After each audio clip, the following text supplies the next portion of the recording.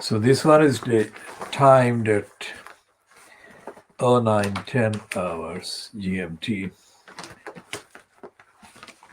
10 past 9 in the morning of Tuesday, 13th of April 2021. This is KhoodeelaarTV channel being broadcast online, only online, not on the satellite or terrestrial platforms. This is on the internet, and this is part A of the world exclusive diagnosis of Lee Street. This is the Times today.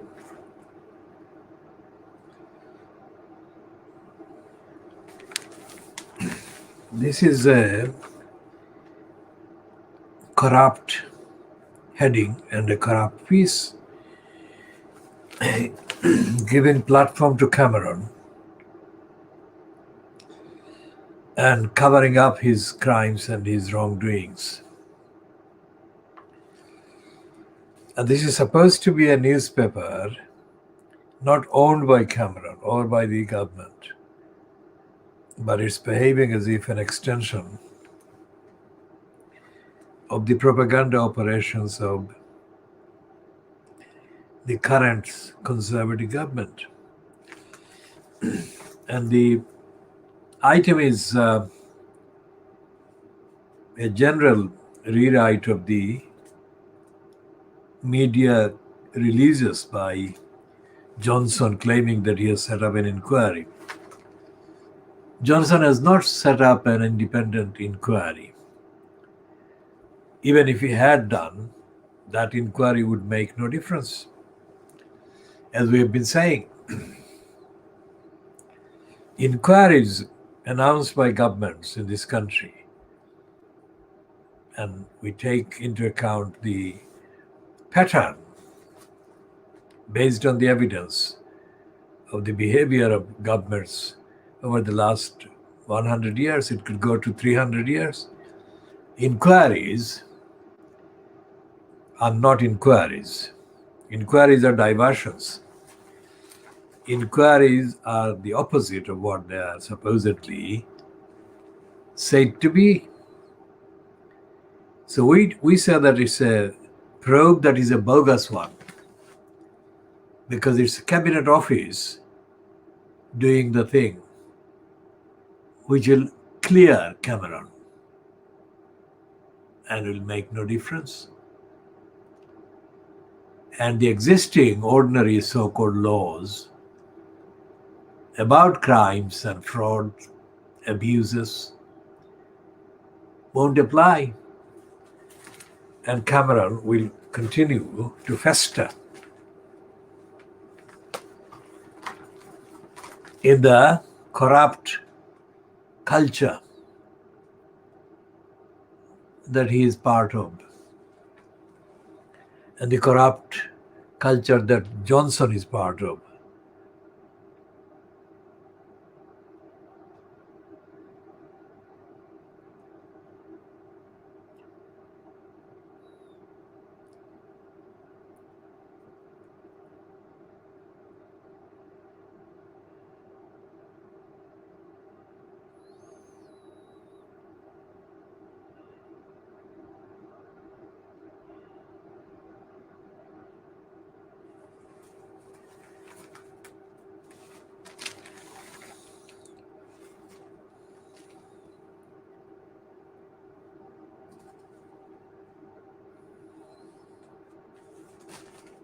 This is on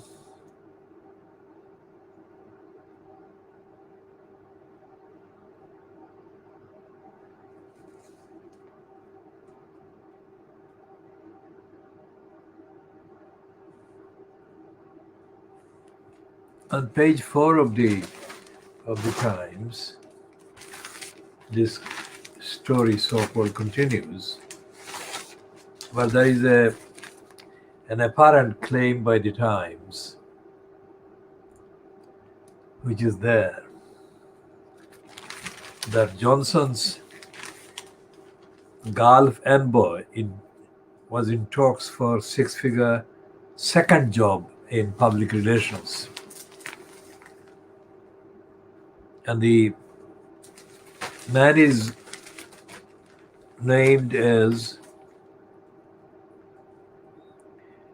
quote, Lord Udney Lister, the Prime Minister's special envoy to the Gulf, held discussions about a six-figure contract for an advisory role for one of the biggest public relations and lobbying firms.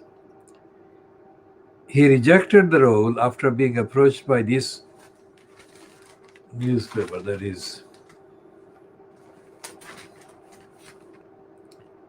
the Times newspaper. Downing Street said that the review would look into both issues of supply chain finance and the role Grenfell played, as well as the way contracts were secured. Now, this is not something that is exceptional. That is to say, this is not a one-off. This is not the only such abuse. Johnson himself abused and abuses his position. And it's not an abuse that he has started perpetrating after getting into UK central government only. While he was in the post, in the corrupt post of mayor at the expense of London, between 2012 and 2016, that was his second and the last term, he abused his position because he allowed one of his mistresses, because there has been no conclusive, definitive statement as to the numbers of people that Johnson has been having adulterous relationship with. So one of his mistresses, Jennifer R. Curry, was given access to several facilities and events and platforms that should not have been given to her because others qualified to have those accesses or needing those accesses in terms of business and involving money would not have been given that kind of access without any proper competition, open, transparent kind of procedures being followed. So what Cameron is being accused of or has been accused of is something that Johnson has been accused of before. So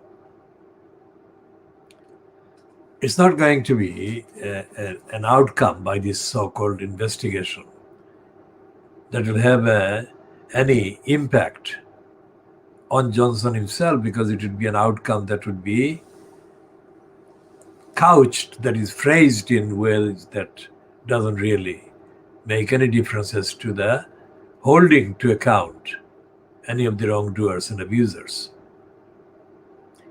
And the fact that the Cabinet Office is doing the same thing that it did, same thing meaning it's being given the task to investigate, that had actually conducted the so-called inquiry or investigation into allegation of massive, widespread bullying by Priti Patel. And the inquiry found that Priti Patel had not done anything wrong or any wrong. Now this particular individual, Johnson's Gulf envoy, has never been heard of, at least not by our campaign until this time, this piece or pieces in the Times.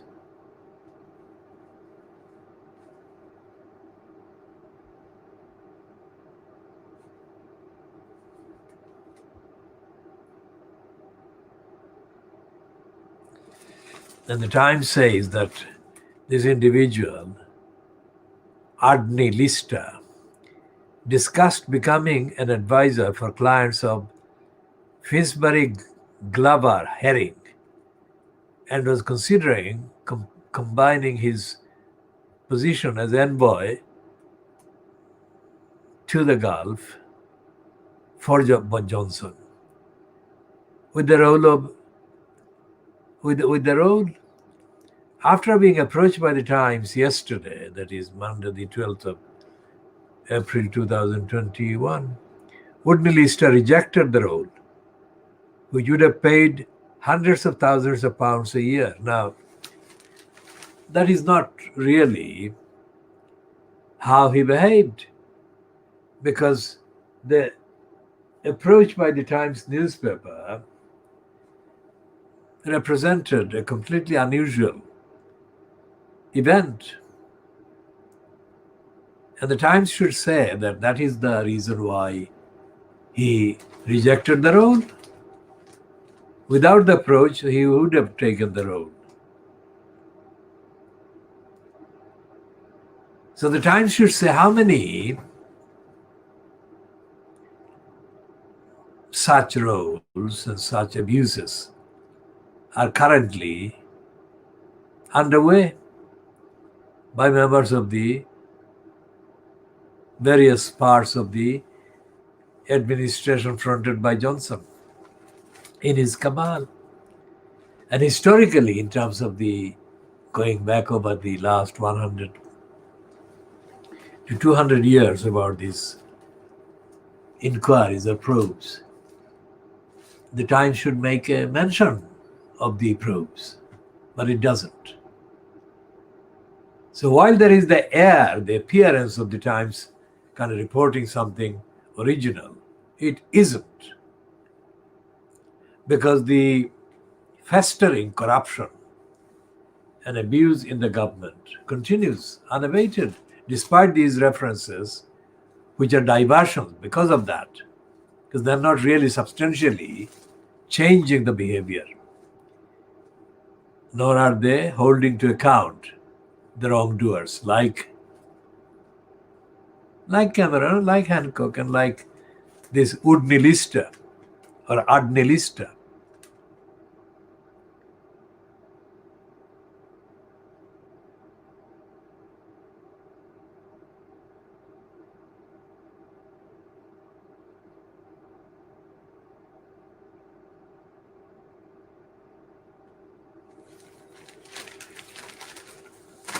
And the Times piece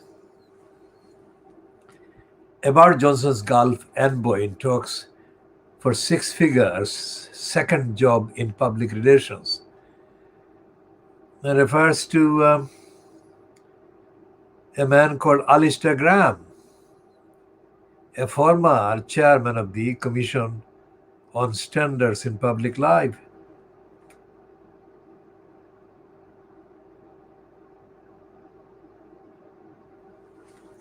Who is making a contradictory statement as quoted by the Times. And the Times quotes him as saying, he has to avoid the perception that he has a conflict of interest. He meaning Adney Lister. The more these stories surface, the more they look like a sleaze-ridden government. Now that is stupid and dishonest of Alistair Graham. He knows that it's not just these stories. He knows that the government has been sleazy and sleaze-ridden right from the start, all throughout the period that can be factually accessed.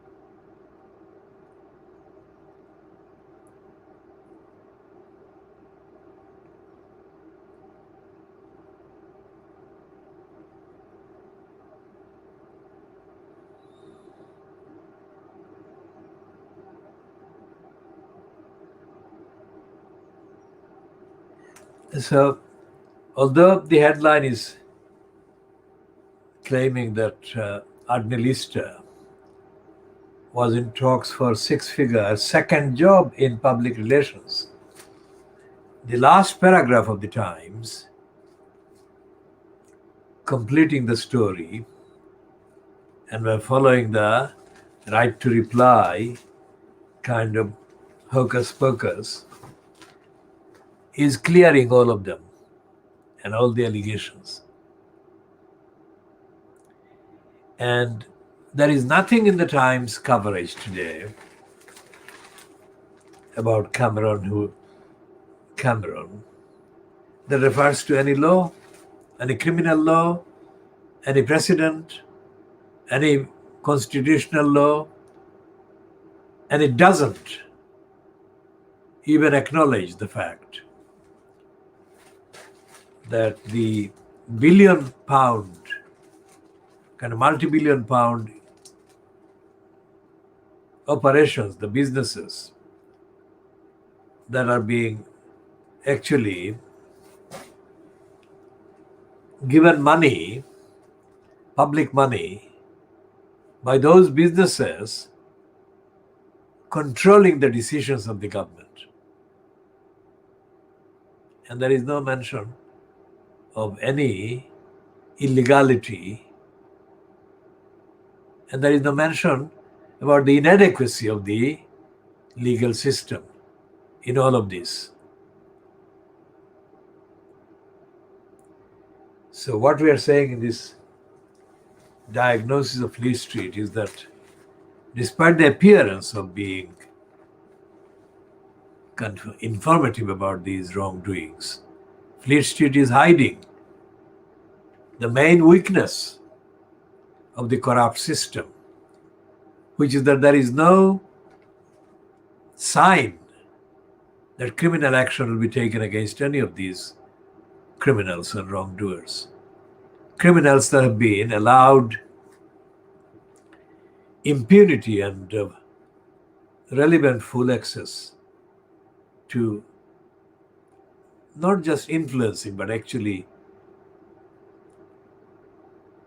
controlling the various multi-billion-pound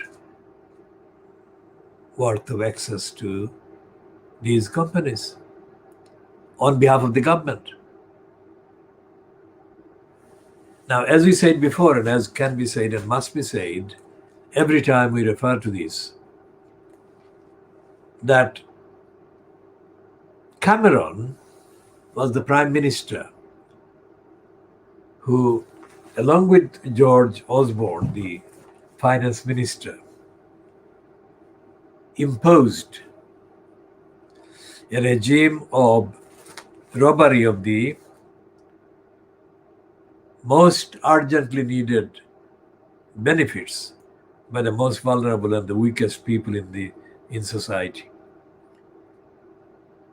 And they robbed these most vulnerable people by defaming them and by falsely accusing them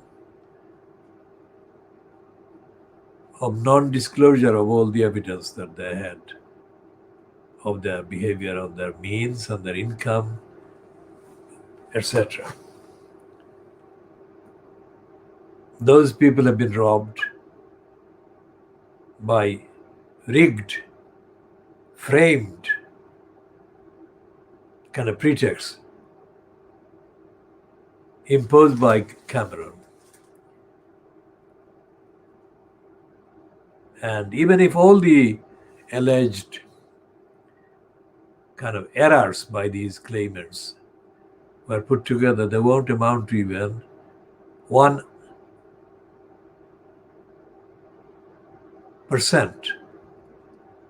of the amounts that Cameron and his co-wrongdoers have been openly stealing and robbing from the society and from the public.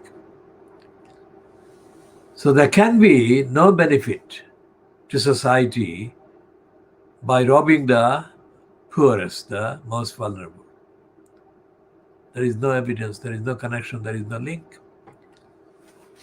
And that is where the Labour Party is politically dead, because that is what should be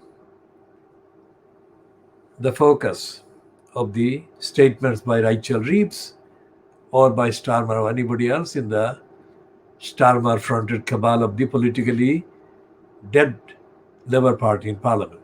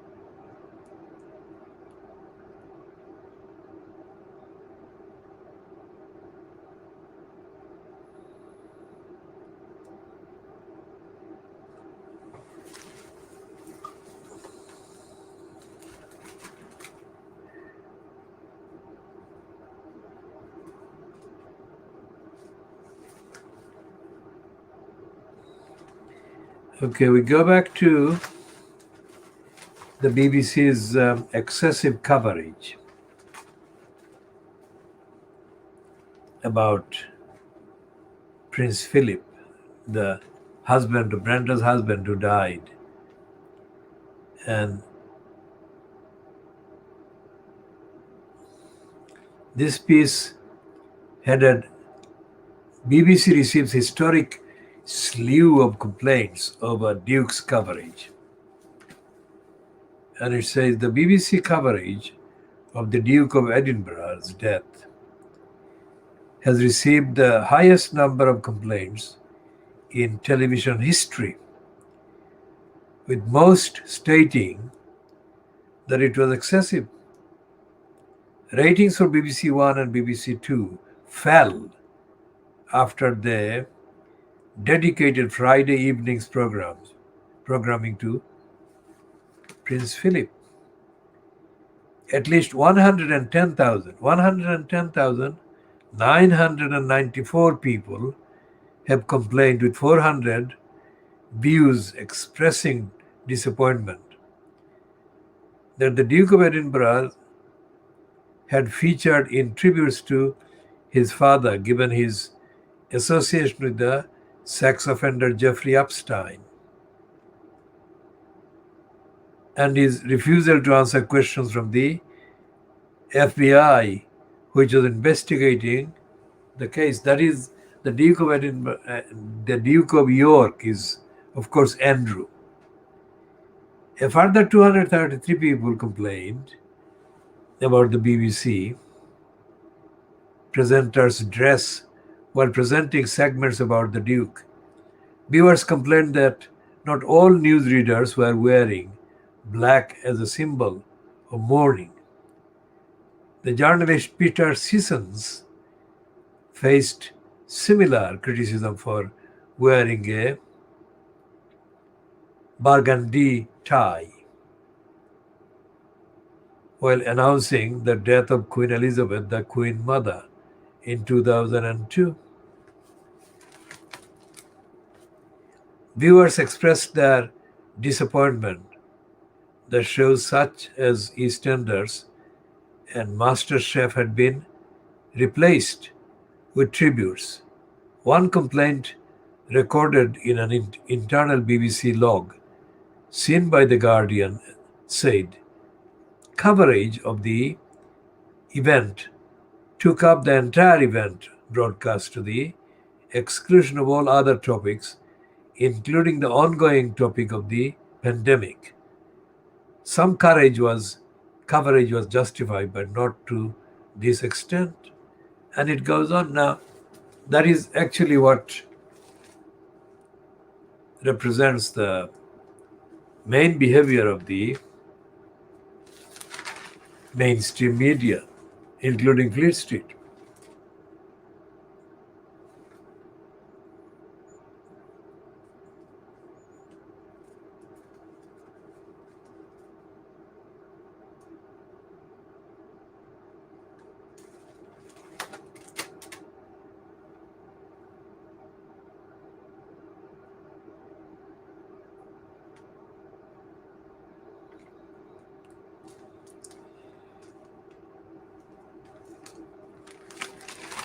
And of course, there are items about the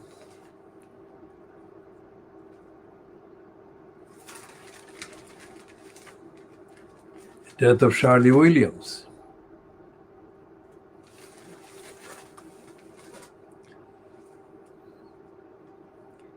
And these two races that live in the Fournier Street off Brick Lane are given another plug by the Times today.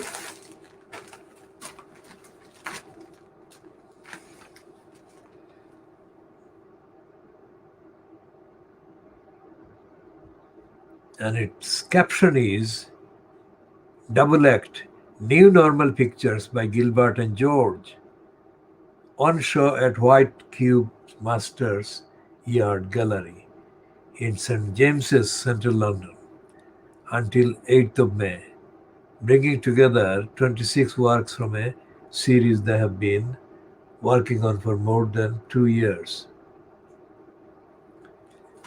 Now this picture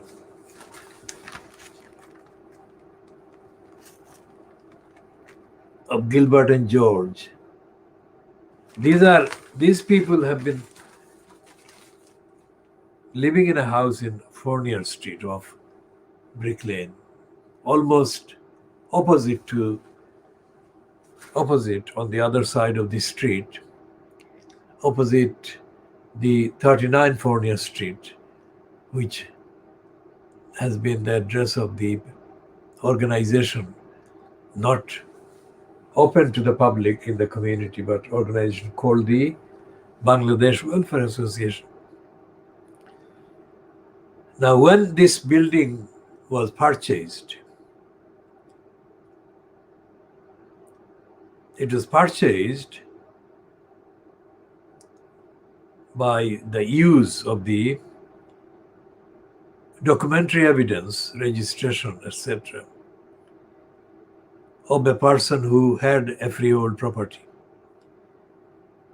And his name was Abdul Qadir. He died in the last,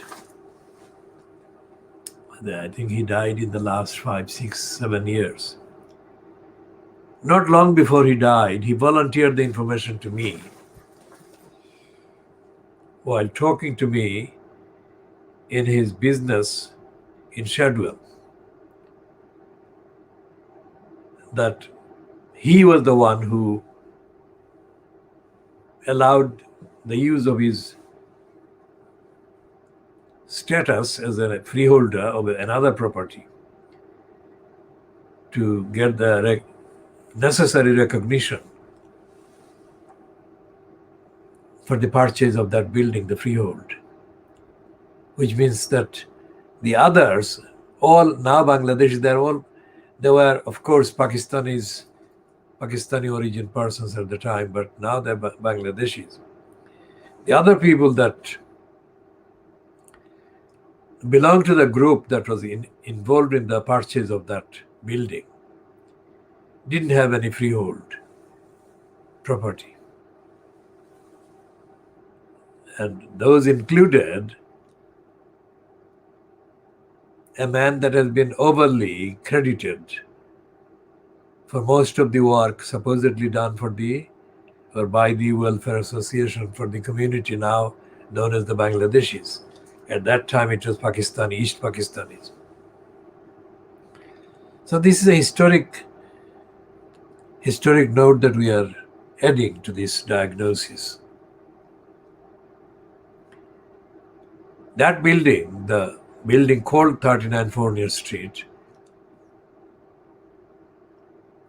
was last open to the Bangladeshi community for about 2 years at the most, from 1981, 82, 83. And that was because I had carried out the only ever open election to the Welfare Association Committee. That was in 1981. And because the people who got in at that election failed to honor their undertaking given to me, the building, the control of the building, was hijacked by the very elements that had been controlling it until that election in 1981.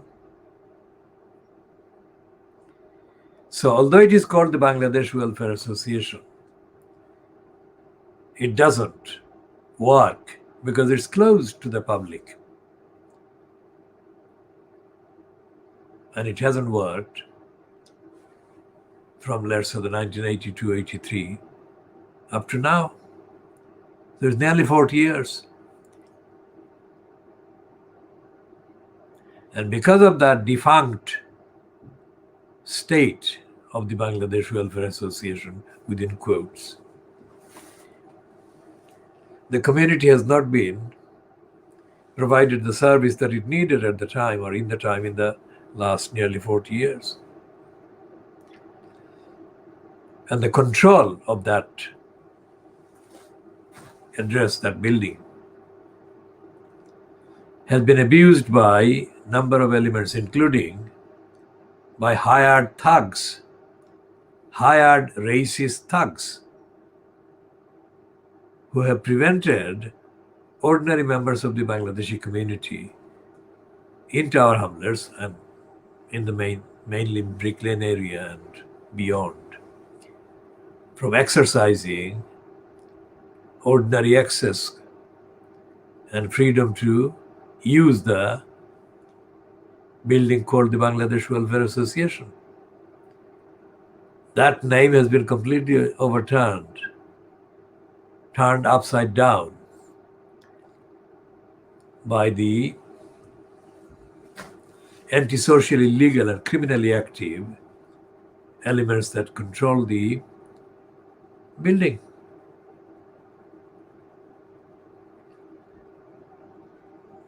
I had written the Constitution during the late 1970s and up to the time of the election in 1981. The terms and the contents of the Constitution that I wrote are absolutely unique, and they have been vindicated. The aims and purpose and the modus operandi of the Bangladesh Welfare Association as a democratically elected and constituted and answerable and accountable organization was written by me alone. And all the contents have been vindicated every time there has been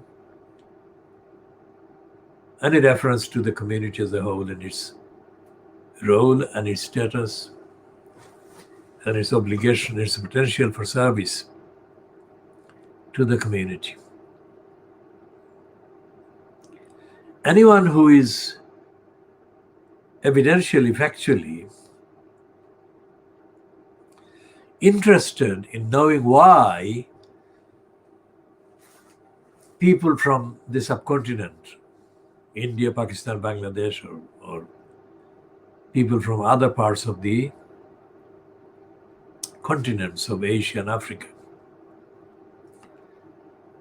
have had to set up these, quote, nationality-based or named after nationalities or states of origin organizations, need to understand why the Bangladesh Welfare Association was originally created. And the brief answer is that without such an organization or such a organization to provide support, the existing indigenous owned or indigenous person owned social kind of service forums or platforms would not provide the service to the Bangladeshis or then Pakistanis or the Indian people. So just as the nationalities-based identification of communities have been set up in areas like Southall for the Indians, in Newham for the Pakistanis and the Indians to an extent, and later with Bangladeshi kind of links, and in Bradford the Pakistani links, and in Manchester and Birmingham and other big cities in the UK, mainly in England. Those nationalities-based organizations or nationalities-linked naming of the organizations have been directly the results of the racism in the behavior of the indigenous white people-controlled organizations and platforms and provisions of services. So this is not a kind of theory, this is fact. And this is fact that actually exposes as a brazen lie the pack of lies that Boris Johnson kind of exhibited by racist abuse of the two stooges in the last month. One is his head of policy unit, Munira Mirza, and the other is Tony the Tory Sewell.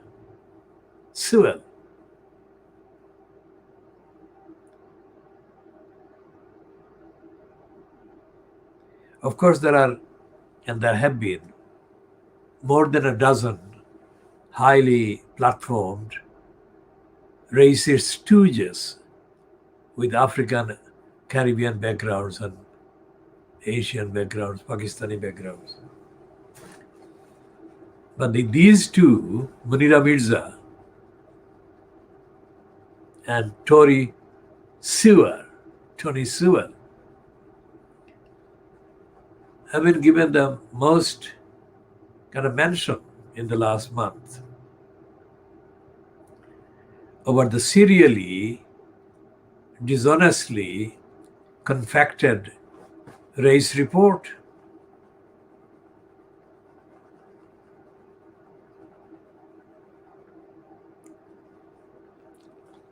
There is no way that any such report was necessary. What is necessary and remains necessary about racism is the dropping of the racist barriers by the court system, the court bureaucracies, and by the other agencies of the state, including the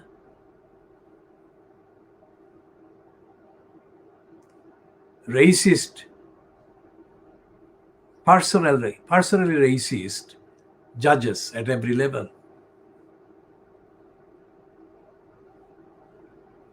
And instead of having this diversion, the serial diversion, away from the reality of the festering racism, there has to be detailed, comprehensive examination of the behavior of racistly behaving organizations, institutions, and agencies. And that has to be examined by the establishment of a rigorous democratic forum in Parliament. And there need to be set up actively recognized investigative forums that take evidence in public about racism in every part of society.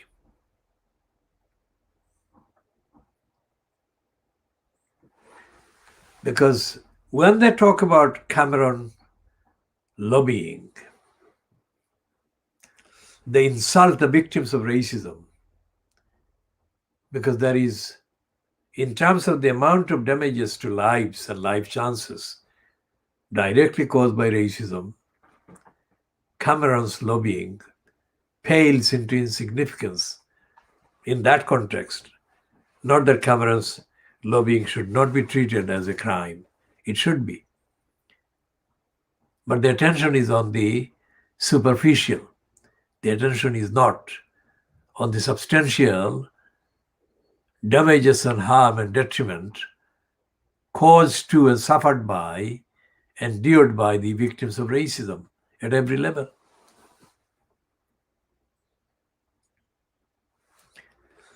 Racism is not just an accidental thing. It is a personal, organizational, social, institutional reality. And anyone who denies that reality, or anyone who denies the existence of that reality, is adding an aggravating factor to the operation on continuation and perpetuation of racism every day. Racism in the context of the so-called former colonies, British colonies. Let's put it this way. The people of the subcontinent, India, Pakistan, Bangladesh, are not treated as people who have been owed any duties by the colonial state. The duties are severe, deep, and of very great magnitude. And nobody talks about the colonial kind of duties and obligations owed by the UK to these people from the ex-colonized countries.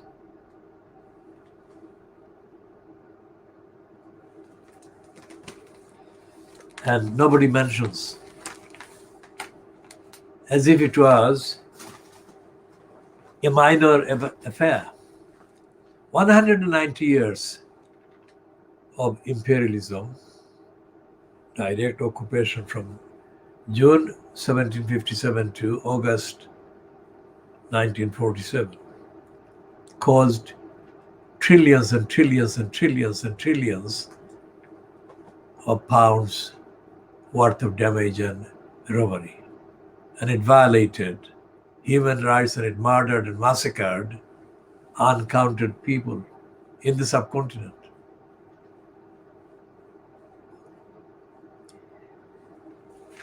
And there has been no mention of this, there is no apology, there is no compensation, there is nothing.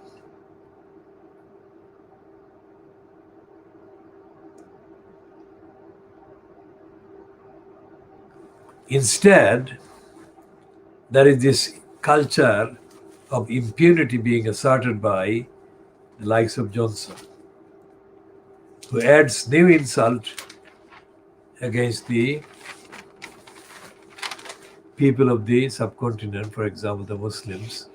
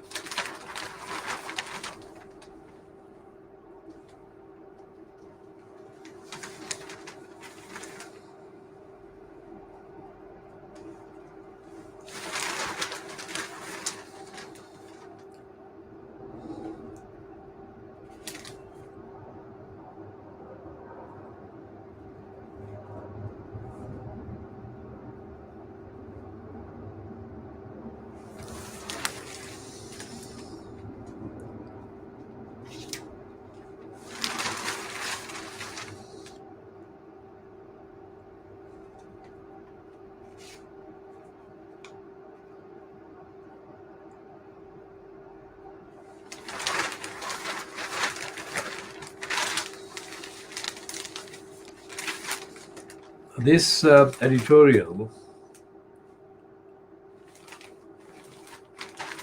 in the Financial Times, there are two editorial pieces on the Financial Times today. The first one is headed, America needs to strengthen voters' rights. And the second one is about Jordan and the crisis in Jordan caused by rivalry, sibling rivalry.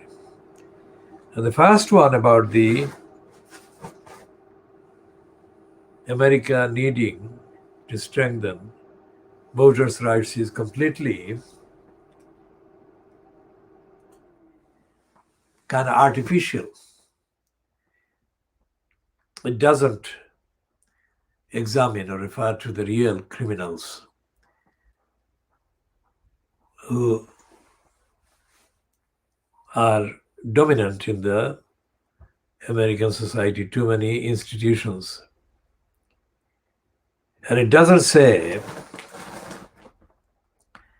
that America's voting rights being suffocated by the Republicans and their colluders.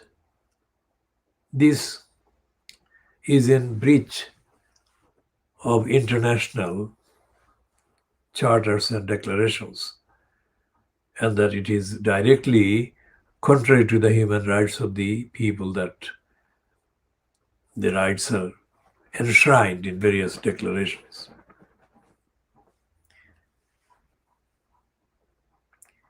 And this is something that is similarly kind of superficially treated in the Fleet Street about the UK. Although voter fraud and abuse of the vote system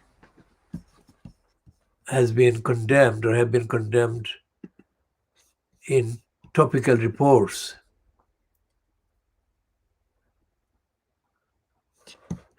They are not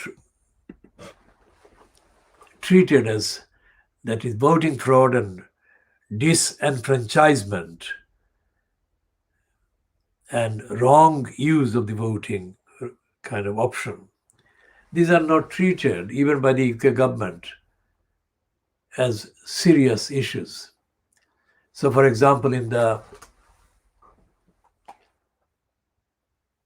references to Luther Rahman and the voting fraud that was declared as having been established against him by the Election Commissioner Richard Morey, who reported on the 23rd of April 2015 against Luther Rahman's election to the corrupt post of the elected mayor on the 22nd of May 2014. Generally, there is no mention of fraud, let alone of penalties for electoral fraud and abuse in any of the websites, either run by the UK government or by the local councils, which are the main local areas for electoral registration, etc. And in the daily kind of references to the right to vote and the duties to vote that appear in the mainstream media, there is no reference to the detriment to society, to democracy, caused by electoral misuse and abuse and corruption and criminality. And there is hardly any prosecution for electoral kind of statements made by either the electors concerned or the abusers of the electors concerned. So although it is a very high profile, kind of high octane, attractive concept, electoral fraud, in news terms, in reality, electoral fraud or electoral crime is not treated as a serious crime. So on the websites that are run by the councils under the heading of election or electoral services, there is no section that even describes electoral crime or crimes of electoral fraud.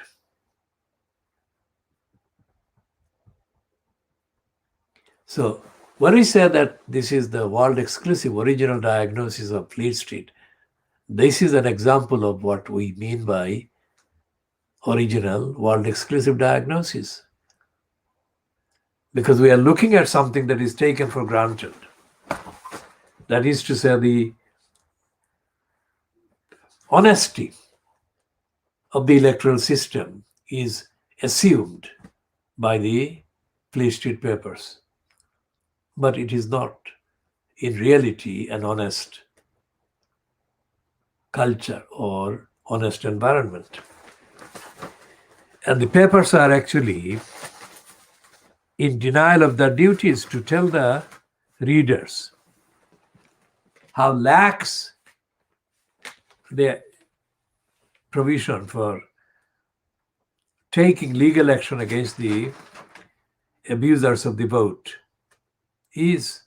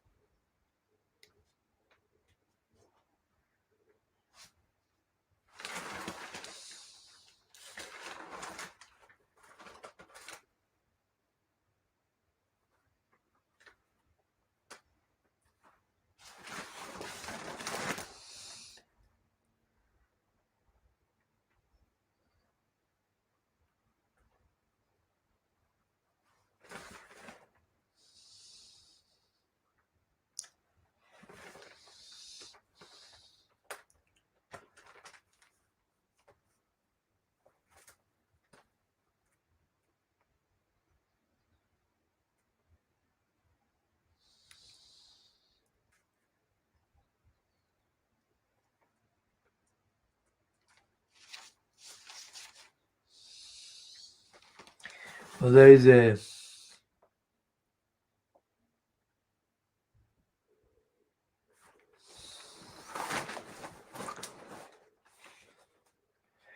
a stupid stooge piece in the Times by somebody called Qais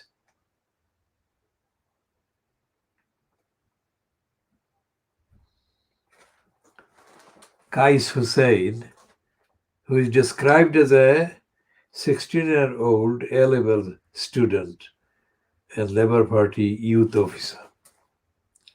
And the heading is, "Mispronouncing my name doesn't make you a racist." Of course it does.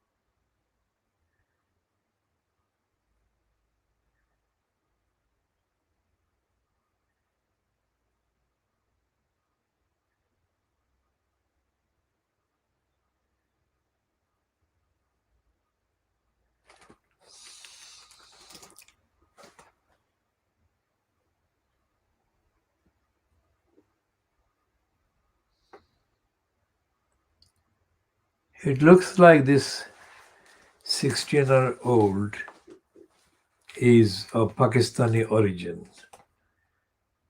So he refers to Pakistan, Urdu, etc.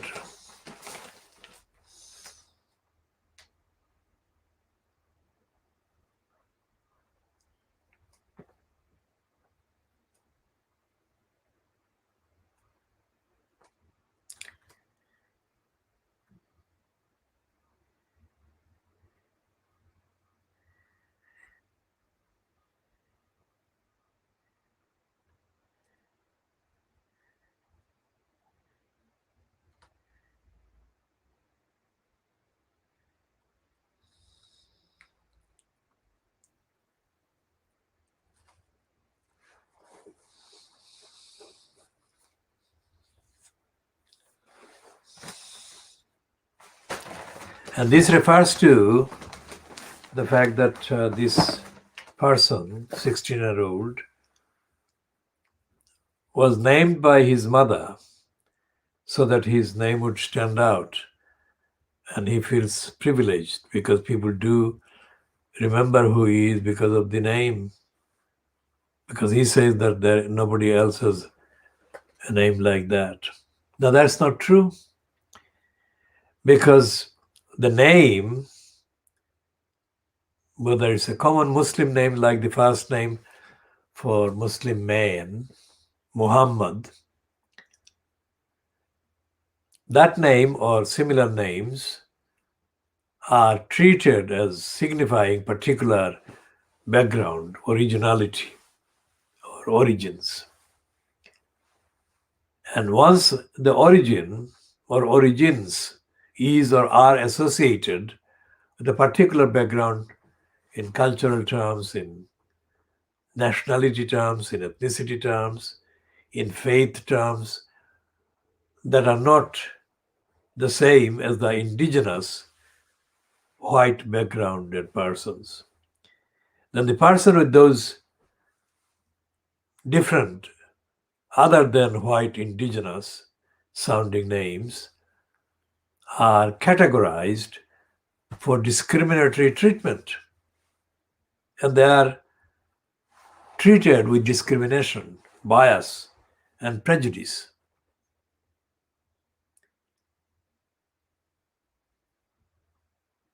So when Qais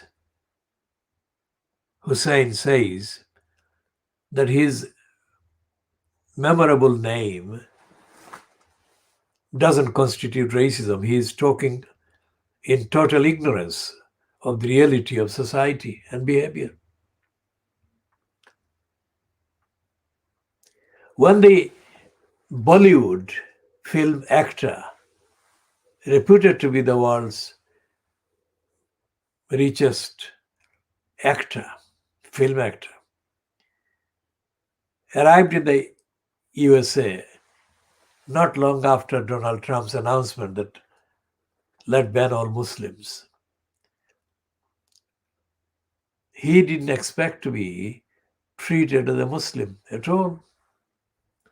But his name, Shah Rukh Khan, was treated as a Muslim name. And he was stopped from entering the USA. Whatever the duration of that stoppage, it was because of the name. Its mistreatment of the name, because when Trump made the announcement against the Muslims, he never thought that an Indian would be affected. He thought that Pakistanis would be affected and other Muslim majority countries, citizens and people would be affected. Trump never thought that it would affect the Indian. But the Indian did get affected because of the Indian being a Muslim or bearing a Muslim name. That is a memorable name. Shah Rukh Khan is a memorable name. Not many people have got that kind of construction of the name. And no matter what the kind of opportunistic piece in the Times is, it is a rare piece because the Times is being tokenistic and opportunistic and in denial of racism by giving this pro-racist apology by this apparently Pakistani origin 16-year-old Labour Party youth officer Qais Hussain. Because next to this piece are comments by regular commenters. One is a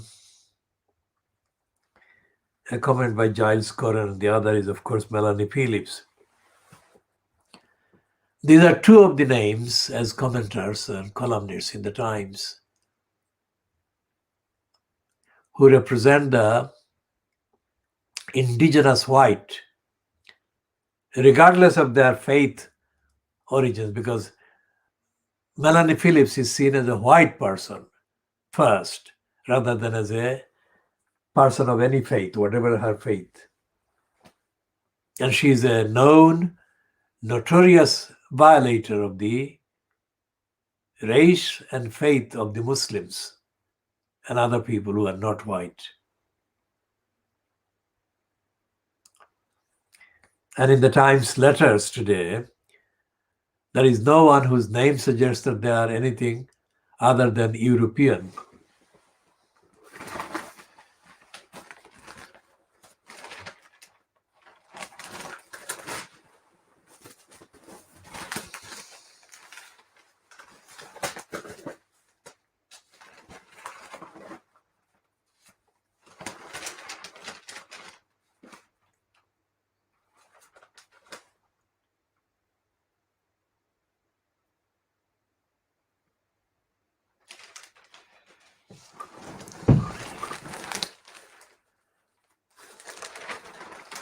So the letters page is on 24, page 24, and it's not,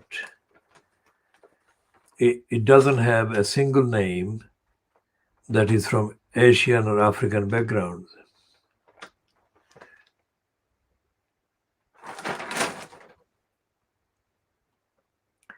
So that is unrepresentative of the demography in the UK. Quite apart from the fact that that is completely unrepresentative of the actual readership of the Times, because a lot of people who actually read the Times as a newspaper are not European origin people. not European origin, white people. And nor is the second editorial in the Times today representative of the truth about democracy. There's savagery in Myanmar that is talking about Burma. And the savagery is not about the genocide of the Rohingya Muslims that the Burmese regime, fronted by Aung San Suu Kyi, committed in 2017. This savagery is about the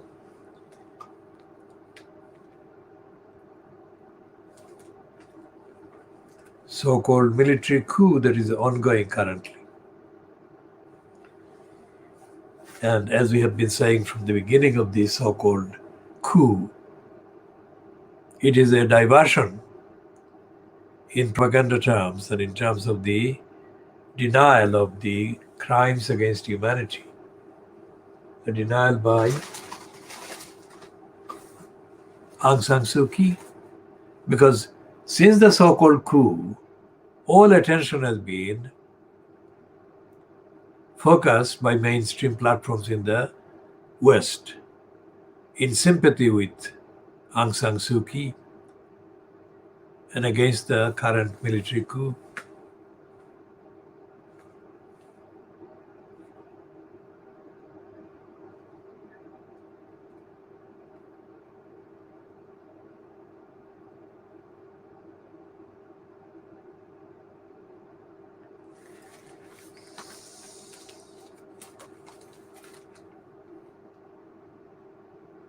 And the Mail is abusing the fact that Harry has made a different statement than Williams about Philip.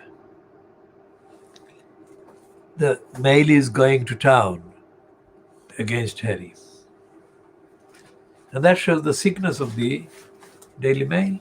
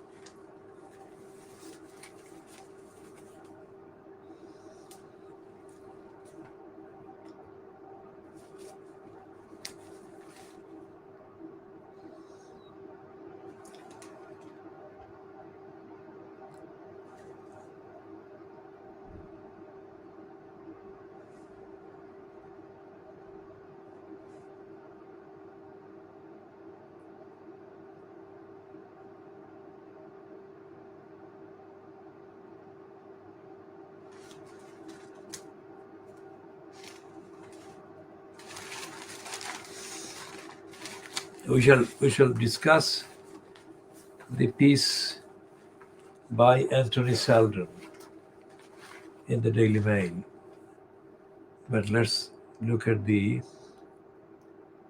racist defiance printed as a column by the BBC Radio 4 Today presenter John Humphreys.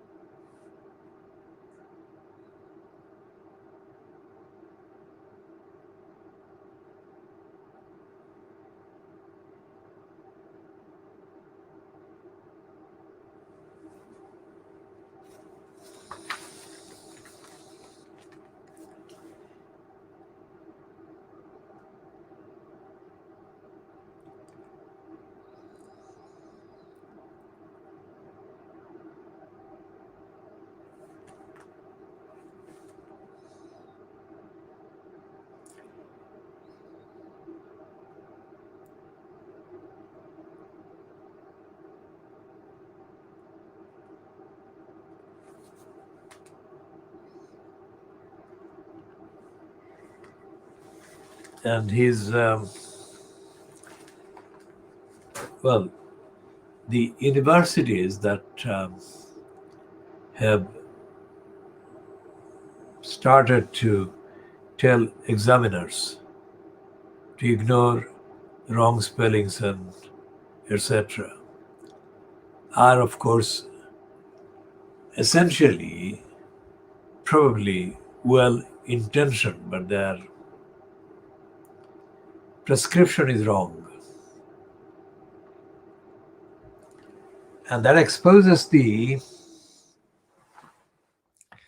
basic lack of proper schooling.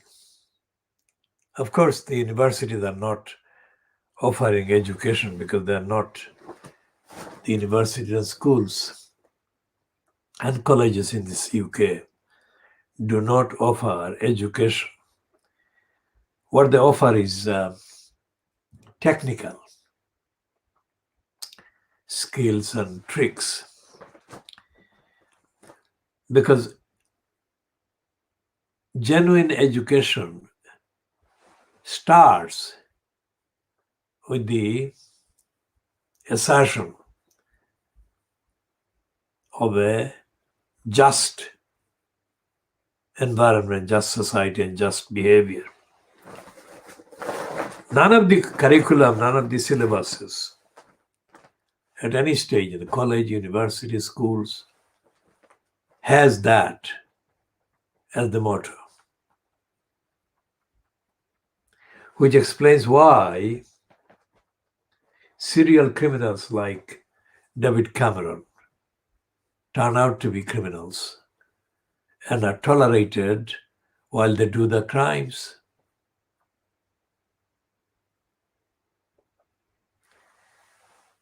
Because if Cameron were schooled in education, he was educated with the aims and purpose of education being to behave honestly and serve justice, he would not be in the news in the way that he is today or has been in the last few weeks. And that shows that this country is not offering education in the schooling system. And the racist imperialist liar,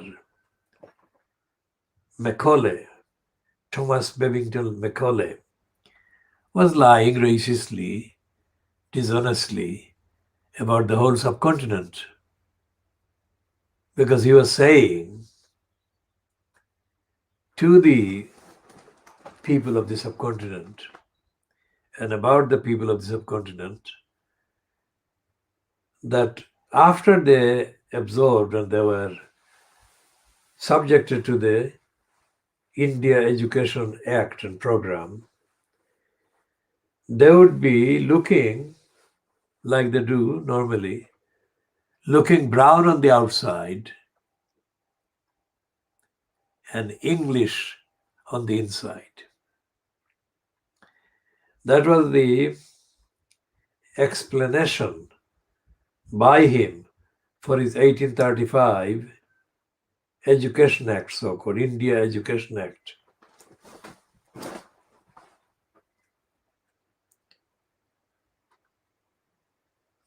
Now that is the most brazen defiance of human rights of an entire people of an entire subcontinent.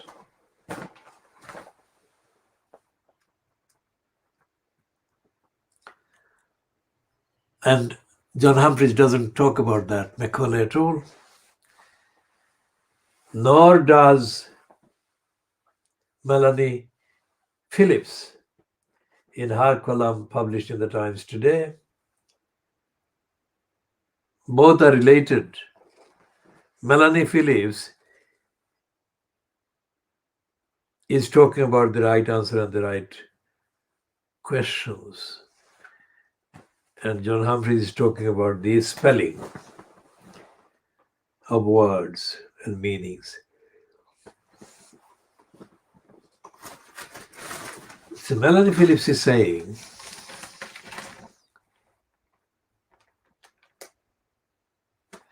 the academics who see maths and correct spelling as elitist are wielding a cultural wrecking ball. Now, that is, of course,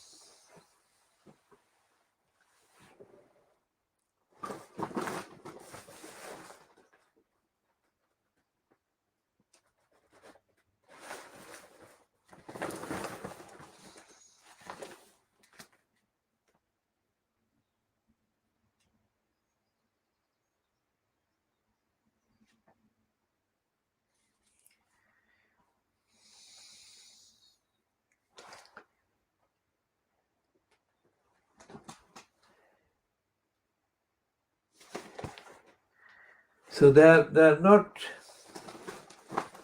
recognizing the reality of the miseducation that is paraded as British education. And the evidence that the miseducation over centuries, over decades, has been inflicted on the, what John Humphrey says, the brightest and cleverest young persons that this society has to offer, is evident in the fact that the crime is perpetuated by the likes of Cameron. He went to Eton, he went to Bullingdon Club while at Oxford. And the fact that both Oxford and Eton are regularly paraded as the ultimate institutions offering so-called education exposes the whole thing, exposes both Eton and Oxford as well as the propagandists and the beneficiaries of the propaganda in terms of the access they get.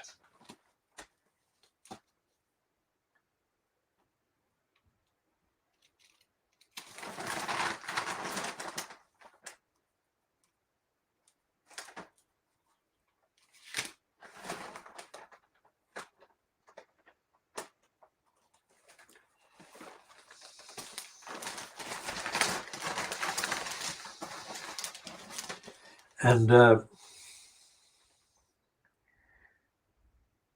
one of the things that has come out in the coverage, inadequate coverage, but coverage nonetheless, by some of Leeds Street about David Cameron's lobbying of the Saudi so-called crown prince, is the fact that despite Cameron's insulting, mocking of Jeremy Corbyn for having visited a bunch of migrants or a bunch of asylum seekers, Cameron is not insulting, or Cameron doesn't insult people he targets for lobbying.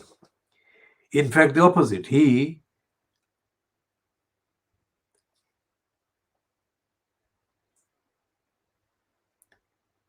literally touches the feet of the likes of this Mohammed bin Salman. He prostrates at their feet. And it's not exclusive. That is to say, it's not limited to Cameron. His behavior, his record, his demeanor, because it's not. When he prostrates at the feet of the likes of Mohammed bin Salman, he doesn't see them as he sees ordinary Muslims, as Trump sees ordinary Muslims. because Trump also sided with the so-called crown prince after the murder of the journalist Jamal Khashoggi. So Trump didn't see this Saudi Muslim as a Muslim, nor did David Cameron.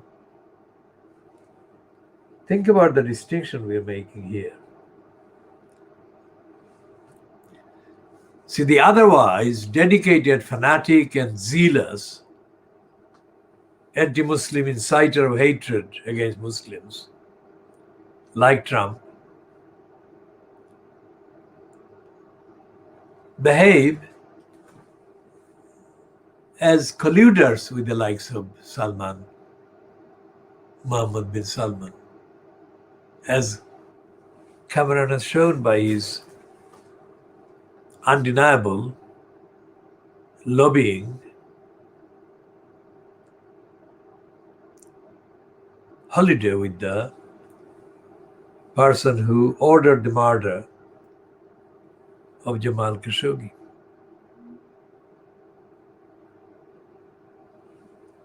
And Fleet Street doesn't mention these connections, these differences, these factors.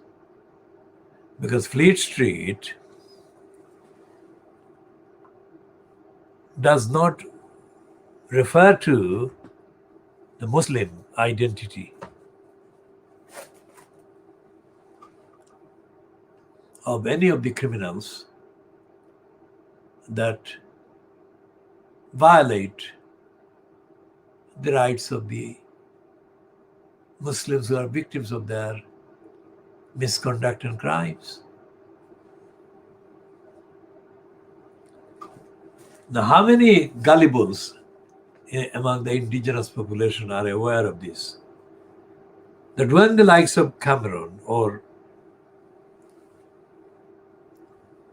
Trump blame the Muslim population, they're not doing that really basing any of their racist anti-Muslim assertions on evidence of the behavior of the Muslims in the ordinary populations. They are misstating the facts and they're lying against the Muslims and lying to the gullibles in the population. Because they don't point out their own difference in terms of their different treatment by them of the main Muslim population and the criminal perpetrators who are Muslims but whose criminality benefits the likes of Cameron and Trump. Think about that.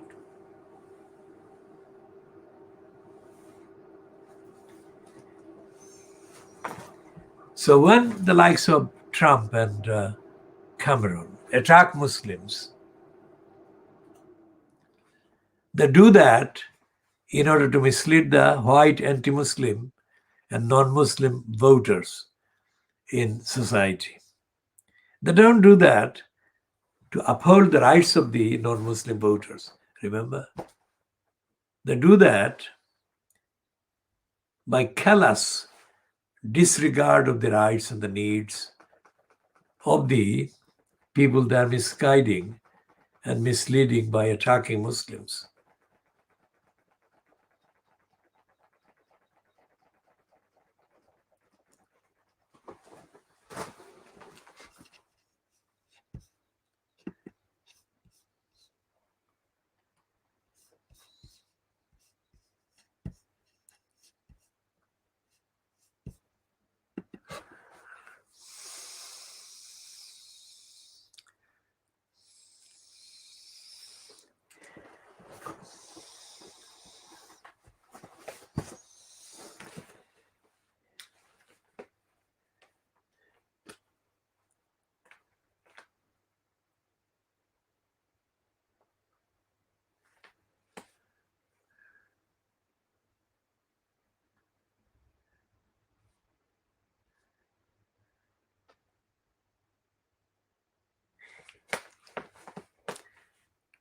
So the Murdoch scum is doing the same thing as the Daily Mail, attacking Harry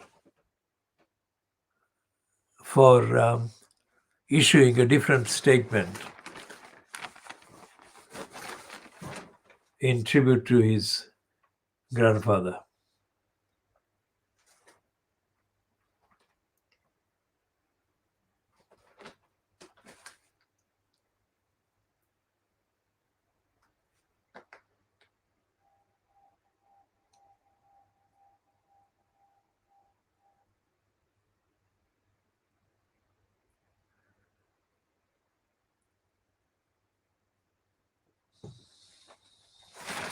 And Harry has written a genuine tribute to his grandfather.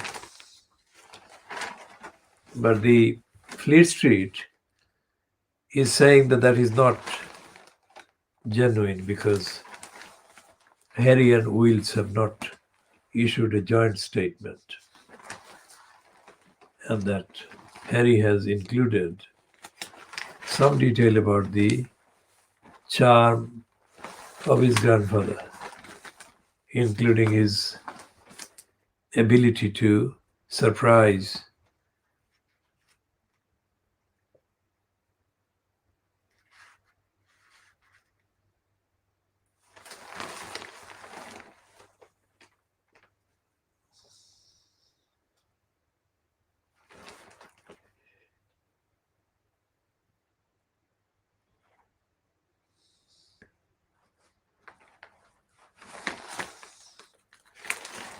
And despite the fact that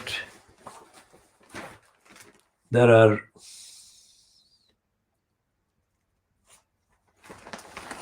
111,000 plus complaints against the BBC for excessive coverage of Philip,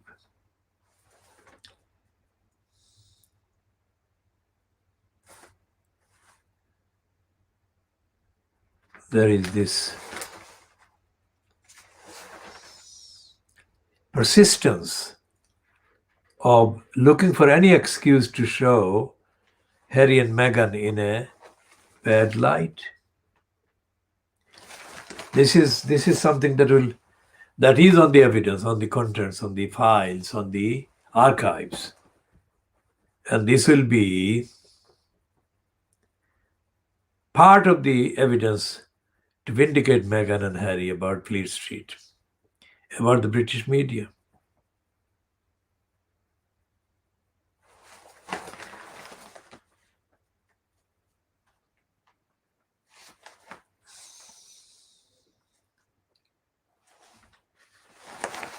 Well,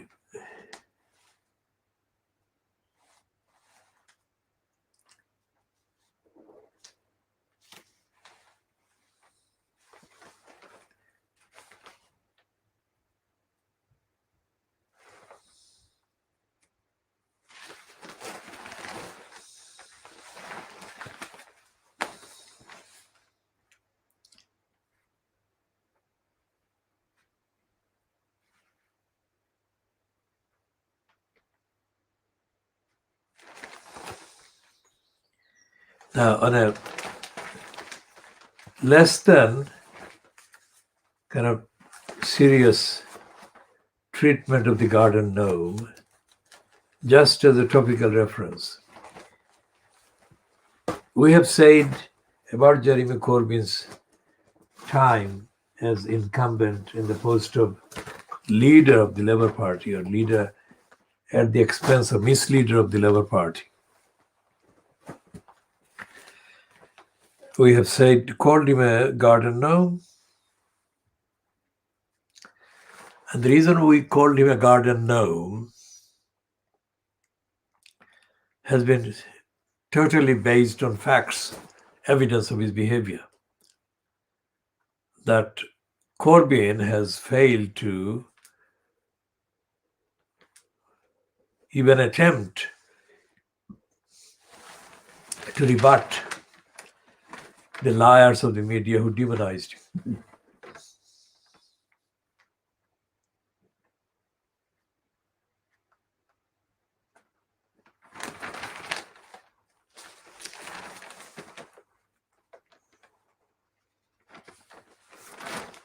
And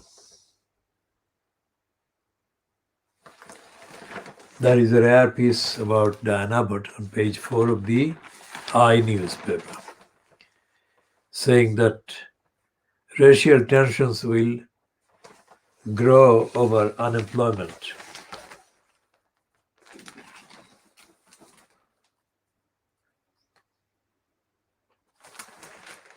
Let's say that Diane Abbott is basing this on the evidence of rising unemployment. What is her record on employment?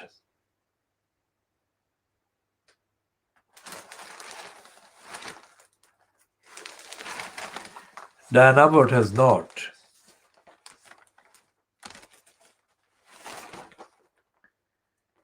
played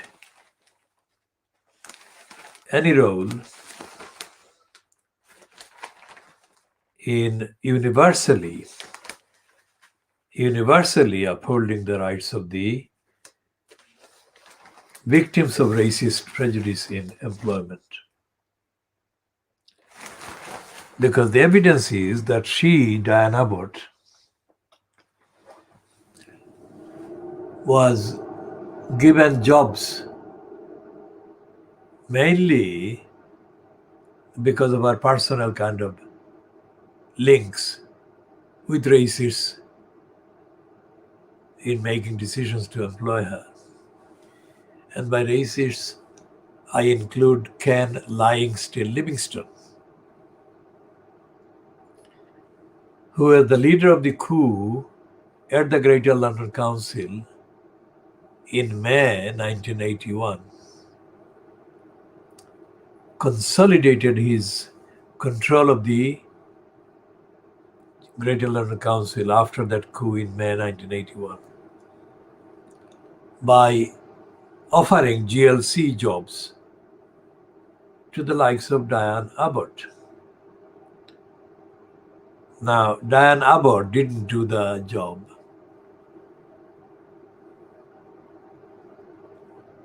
By in any way, shape, or form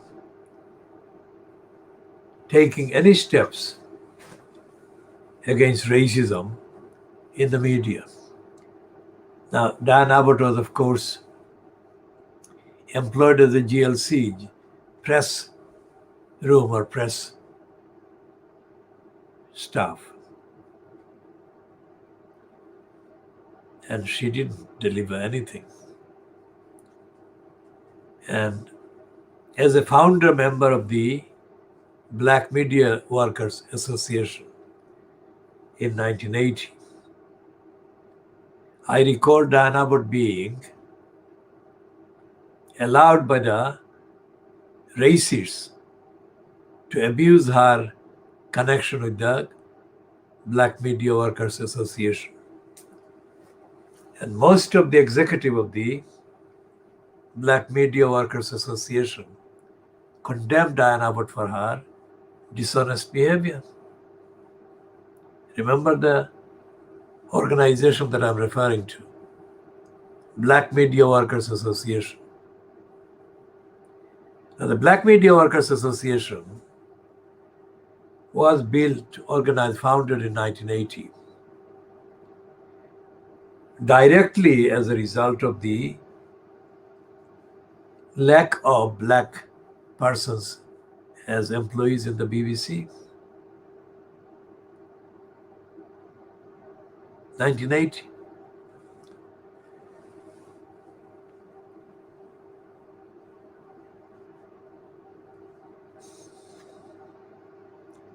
So when Diane Abbott appeared at events held in the County Hall, which is opposite the Palace of Westminster, on the opposite side of the River Thames, Diane Abbott did appear with the knowledge and kind of involvement of the GLC personnel and staff. And so therefore she was not likely to face any rigorous questions about her role. against racism. And she didn't. The only questioner was me. But I was not in the majority of the others present.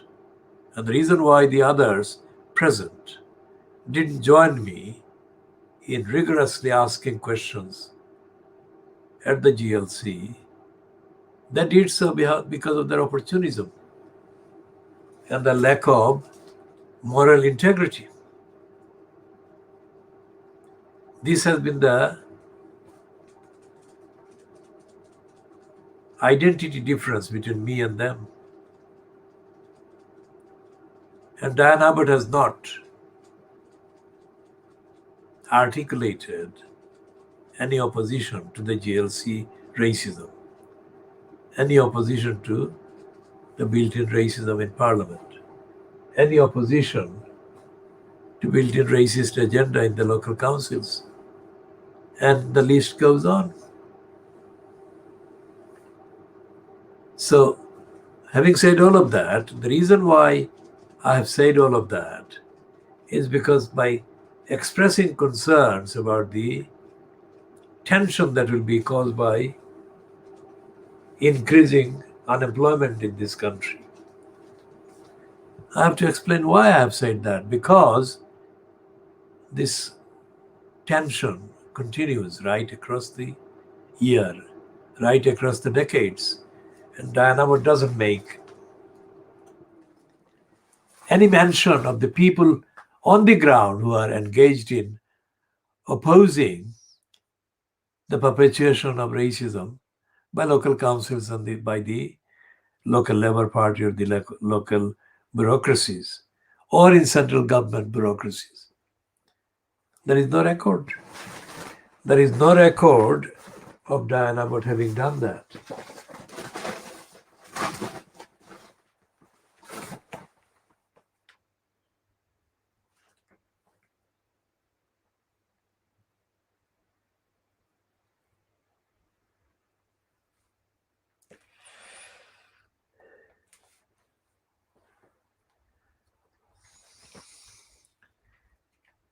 So this is the Guardian.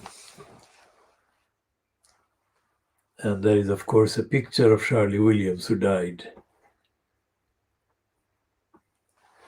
And there is a report about the high number of complaints against the BBC,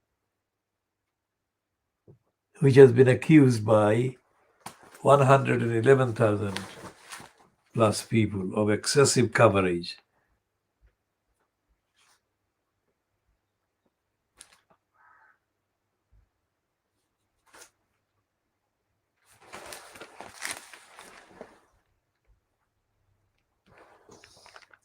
And this is the correct kind of prominence given by the Guardian to Harry's tribute to Philip.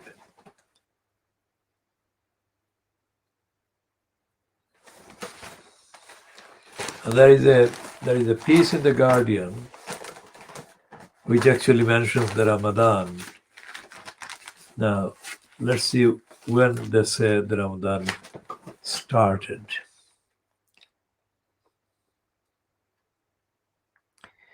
Muslims have observed fasting on the first day of Ramadan as mosques, England, prepare to welcome worshippers in smaller groups there. So they are saying that the Ramadan started yesterday. In 2020, Ramadan began almost a month into the first lockdown, with mosques closed and people told to stay at home.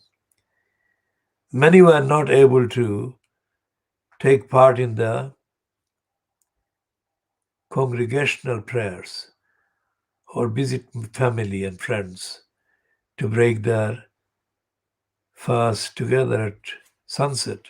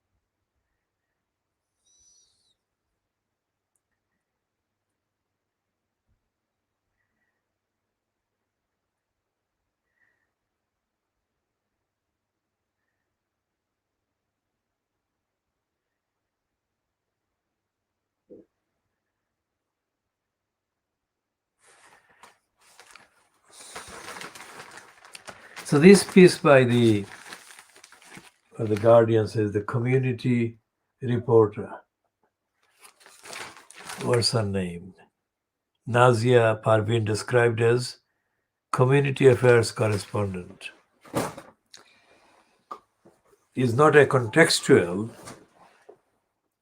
comprehensive, or truthful report. It's a tokenistic report, and it's not contextual about human rights, Muslim rights, and the rights to prayers, and the Muslims' position in society vis-a-vis the agencies and institutions. So we shall be talking more about that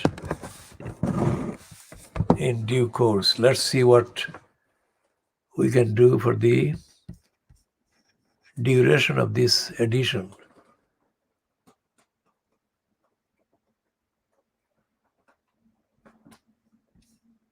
So we shall put this particular edition